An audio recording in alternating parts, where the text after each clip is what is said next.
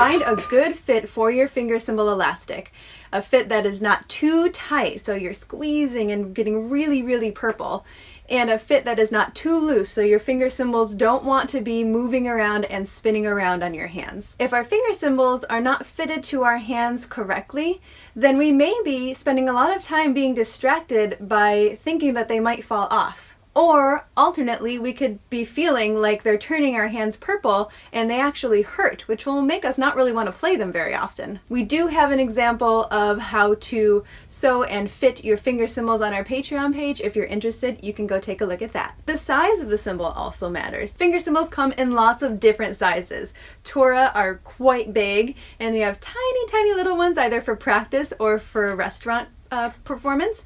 So there are many ways and different techniques for playing these finger cymbals that are of different sizes. Sometimes, depending on how big your hands are, a cymbal may feel too big or too small for what you're trying to do. So take the time to figure out what size cymbal works for your hand in the way that you want to play.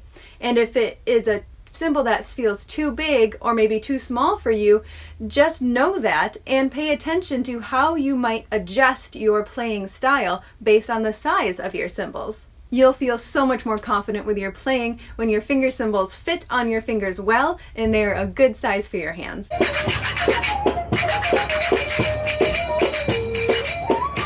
Ambidexterity is the quality of having the same strength and dexterity in both of your hands. The vast majority of us have one hand that is stronger and the hand that we write with and the hand that we do most of our actions in our daily lives with. Lots of dancers play dominant on one hand, so their stronger hand, whether they're right-handed or left-handed in everyday life, that is a hand where they tend to play a lot more strikes on that one hand, but this leaves the other non-dominant hand in the dust. Baksana really tries to play things evenly on the right and left hand. We find this is extremely important in our finger cymbal playing because we want our hands to be able to do the same thing. When you get to playing more complex passages, there may be times when you need to ask your non-dominant hand to be involved just as much as your dominant hand. If this hand can play 16th notes at 100 BPM and this hand can only play 16th notes clearly at 80 BPM, the strong hand can take the lead, but the weaker hand can't keep up. This will drag our tempo down and make our overall quality of playing a little bit more sloppy. You're only as strong as your weakest hand. However, this doesn't mean that our non-dominant hand is just doomed forever. You need to start training now if you plan to be an advanced finger cymbal player to have as much similarity and balance in both of your hands. Sometimes we start things with our non-dominant hand and we really put more emphasis into practicing with our non-dominant hand because that will bring it eventually up to the strength of our dominant hand. We have a unique opportunity as finger cymbal players to have equal strength and clarity in both hands. So why not use that? Why not practice that? And then our whole lives of playing finger cymbals and maybe even into other aspects of our lives, you might find will be balanced.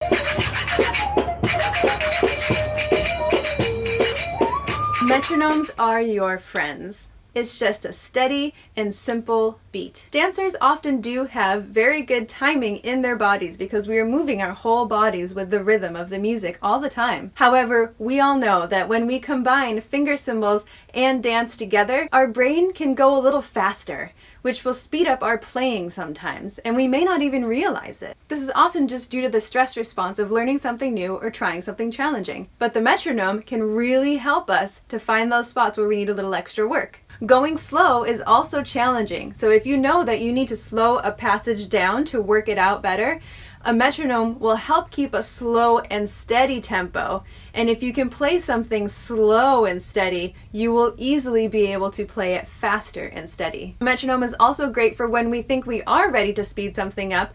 We know that we can speed it up incrementally, and like a scientist, we know exactly how to track how fast we are going. When we put a song on and not a metronome, we may just be a little bit more overstimulated and not be able to notice the clarity of whether or not we're staying on time. A metronome can also help us match our best tempo with a song, so we can find a song that is close to the metronome marking that we're working at, and that can be a great idea for how to have a really clear and good performance. There are lots of different kinds of metronomes, so you can get one just online, type in metronome, and Google actually has one that you can use if you're connected to the internet. There's a couple other ones you can probably download in an app form for your phone.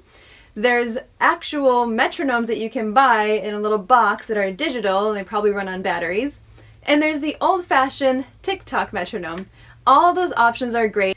For those of you who say, meh, I don't want to use a metronome, I challenge you to practice with a metronome for just 1 month. 1 month of metronome practice. And get back to me, let me know if you feel like it maybe helped or if you still really don't need it. But I'm going to wager that even a little bit of metronome practice can be really eye-opening for us and can really help us with our precision, timing, dynamics, sound, all the qualities that we are really striving for in good finger cymbal playing.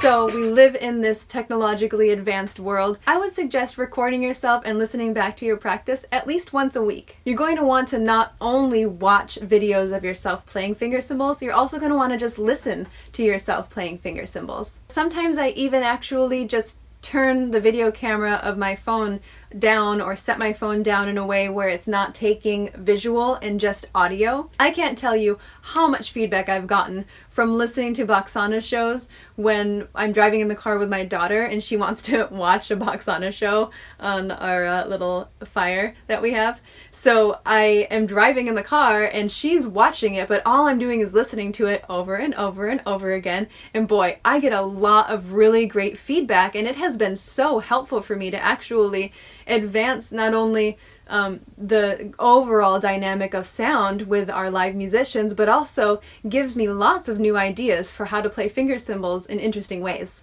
You want to give yourself as neutral of a response as you can, as neutral of feedback as you can. So just try to really notice.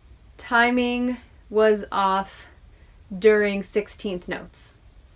It doesn't say, I suck, this is horrible, this is bad. That's not what we're going for here. But if we know my timing gets a little wonky when I practice 16th notes, then we know to take our metronome out, slow things down a little bit, no big deal, but that's what the prescription would be for fixing that. Sometimes when we are doing something new and challenging, our brain isn't able to record and observe what's happening. It's mostly focusing on the mechanisms of making it work. Getting honest feedback on your practice is a really great tool for advancing.